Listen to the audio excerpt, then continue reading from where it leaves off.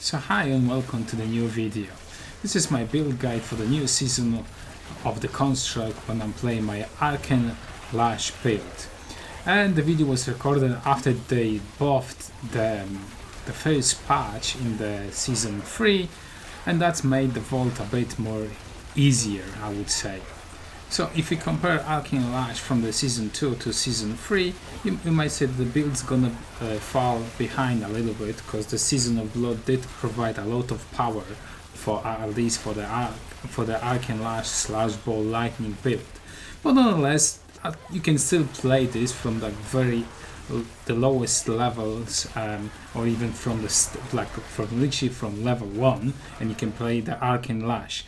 What I like about this build, because it pretty much doesn't require any specific uniques, legendary powers, nothing like that, because you're just going to be attacking with your basic attack, so you don't have to focus on your resources and so on. That's why I do really like this build, because whatever gear I get, if I'm lucky or not, I can just be like, you know what, fine, whatever, I can move on. Later on I can find some gear. In the season 3 they added the new gloves. For more information, go check the gloves timestamp and you're gonna see what kind of things you can do with those gloves. But if this is your first time seeing Arcane Lash build and you would like to play it, let me just warn you like this. This is a great build for the start, mid, maybe a late game as well. But once you wanna start doing those super end game bosses like Duriel or something like that, this is where the builds kind of fall apart a little bit. You won't have the best damage. What I would actually say, you just try to start picking up the gear around level 85 just to transform this build into a purely lightning ball build, and you're gonna have the top damage that you would expect from a Sorcerer from the ball lightning build. But until that, you can play Arcane Lash because it's tanky. It doesn't require too much thinking if that's one of your things that you value, because you're just gonna be spamming your left click, pressing some defensive skills, and you're gonna be moving on pretty much. And if you really want to make it a truly a left button mouse click build, you can, because as you can see on the right mouse I have a ball lightning. So what you can do is actually remove that, respect 1 point somewhere from the skill tree, put yourself on the right click ice armor, and pretty much your main source of damage becomes a left click Arcane Lash, and then you just spam your defensive skills whichever you want, so you don't have to worry too much about resources. But I would recommend having the ball lightning on your right click, because you do regen a lot of the resources from the uniques and so on, so you can always chug 2 ball lightnings every now and then. But unless you don't like it, there's always a possibility removing that ball lightning from the right click. Overall, what I would say this: if you're looking to level up a sorceress and you just want to have a well-rounded build until you can decide what actually you want to do, maybe you want to do some ice shard or blizzard build or whatever you want to do in the end game, and those builds require specific gear, and they require some affixes, the Arc Lash will be a great choice for you, because it requires pretty much nothing and you can just play around with this build. So I would say, yeah, just give it a try. If you don't like it, you're not gonna lose too much, because the investment in this build pretty much is the skill tree, some paragons, and you can move on, right? So your Seneschal construct, there's couple combinations that you can do, and you can play around with it and see whatever you want to do it. Whatever combination, but I'm just sticking with one support and one damage one. And I would say the flexibility in this, if you don't have the damage one, you could just swap it for the healing one temporarily, or you can stick with the healing one as well. Is quite good. The healing uptime is relatively quite well, so if you want the damage, just stack the damage. If you want the healing, that's the healing. If you don't have the Tempest, use just a lightning bolt, and that's gonna be good enough as well. So with the enchantment slot, I would say there's 3 combinations. The first combination is gonna be like very early when you're gonna be starting the character. So it's gonna be, the first one is gonna be to fireball, and the second one is gonna be chain lightning, because you're gonna be using at start the chain lightning. Then the mid, like the second combination is what's gonna happen. You're gonna respec the fireball, you're gonna go out of the chain lightning, and you're gonna start using the ball lightning. So the combination is gonna look something like this. You're gonna use arc because you need the stun, and then you're gonna be using ball lightning. So that's like a mid combination. But then the last combination on enchantment that you're gonna be using is when you get this chest, because this will guarantee you the stun. So you no longer need the stun from the enchantment from the arcane lash. So you're gonna be removing that, and you're gonna be taking the firebolt. So depend how far you're in the game, I would recommend using the first, the second, and the third combination.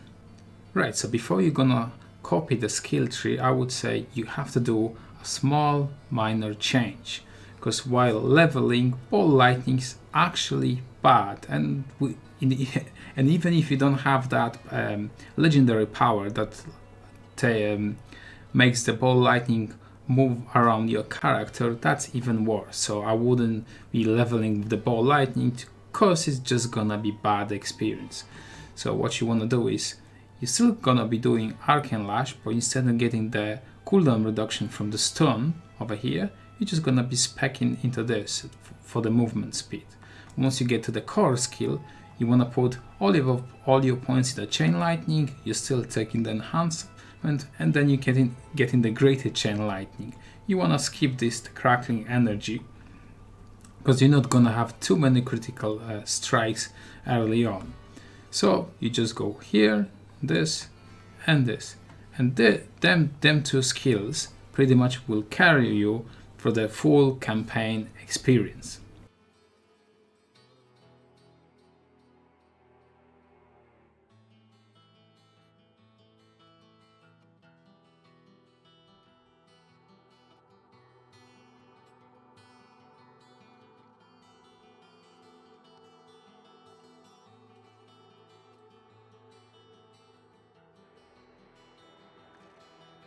When you're gonna be copying the skill tree, you can copy it pretty much exactly the same.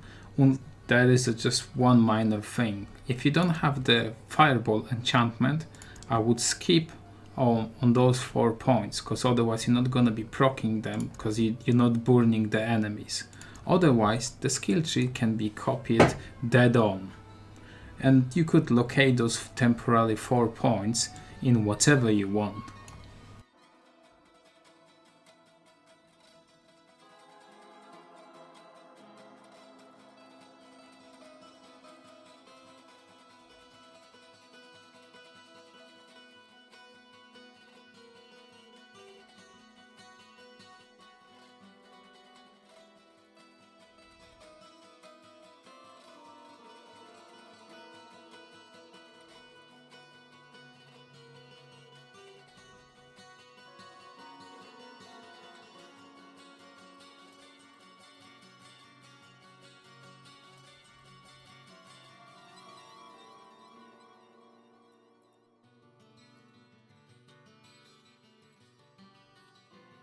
So before you start looking at my gear, I'm still actually looking for the gear and upgrading my gear, as most of my gear has maybe 2 or 3 good stats, and one of the stats is pretty much dead or very useful at all. So my helmet has, has like life, cooldown, and basic attack. The priority, I would say, it's like cooldown, it's like life, and basic attack speed. And then the 4th stat, you can get whatever, maybe some int or something else. And I imprinted myself basic attack, reduce damage whenever you see a basic attack. This is just a defensive legendary power. And for my chest, I'm using the teleportation chest. This is one of the best chest that you can have for the wizard. If you don't have it, just use a standard chest that have some kind of damage reduction and pretty much whatever you can find. It's not that important because sooner or later you will find this chest. It's not that hard to find. And the pants that I'm using, I mainly was looking for the ball lightning, for some kind of damage reduction, armor, whatever I could get useful on my pants. And I imprinted myself the power that stacks the armor whenever you attack. And then I just added 2 sockets and then you slap 2 rubies on it just to get a bit more life. My boots that I'm using Esu Heirloom. They're super easy to farm because you can go, if you're still progressing the campaign, you can go into difficulty number 3 and you can kill the boss near the tree. I always forget how it's called, that boss. But you go over here and 2-3 times and you're gonna get those boots. So they are super easy to get. They are not the best slot in, I would say, but they are good enough for me for the time being. So I'm using a wand and I was trying to get some crit damage, basic attack damage, and anything that would actually give me the power, and I just imprinted myself the power that increases my damage to vulnerable enemies when I have a barrier. This is not a problem for sorcerers, as you're always gonna have a barrier. Then you just add a socket and you put an emerald on your wand. The amulet slot, I was just looking for any useful thing. Again, the cooldown was top priority and I was looking for some kind of like plus alt defense, maybe like damage reduction, whatever I could get. And then I printed myself the basic attacks have increase attack speed, and then you add a slot, and then I added a diamond for the resistance. But if you're gonna have your resistance capped, then I would remove the diamond and get myself a skull for the more armor. So that really depends, if you're struggling with the resistance or you're not. So my first ring is a Tal Rasha ring. It's like a decent ring, I would say. It's relatively easy to get, and I can only apply 2 damages, as you can see, because I have a fire bolt enchantment and I'm doing lightning damage from the arcane lash. So you're gonna see a Tal Rasha buff over here with the number 2. That's it. So that's why I'm gonna be getting the 2. And whenever the target is burning, it's gonna be refreshing your Tal Rasha buff. So all you have to do is just press your left click and you're gonna have the Tal Rasha bonus from the ring. So I would say relatively this is a quite good ring because it gives you lucky chance, cooldown, that's great, and then physical is not so bad. So I would say, yeah, that's a great ring for the build. And my other ring, I just imprinted myself the ball lightning on the ring because I needed the ball lightning and I didn't want to do it neither on my focus or on my wand because I'm gonna be constantly trying to find a new one and just replacing them. And the ball lightning, the legendary power is not that easy to get, and that's why I was trying to get like some kind of decent ring because I knew I'm not gonna be swapping the ring too often.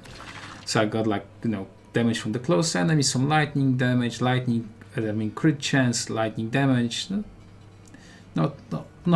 I would say this ring is quite good, but you can get something better.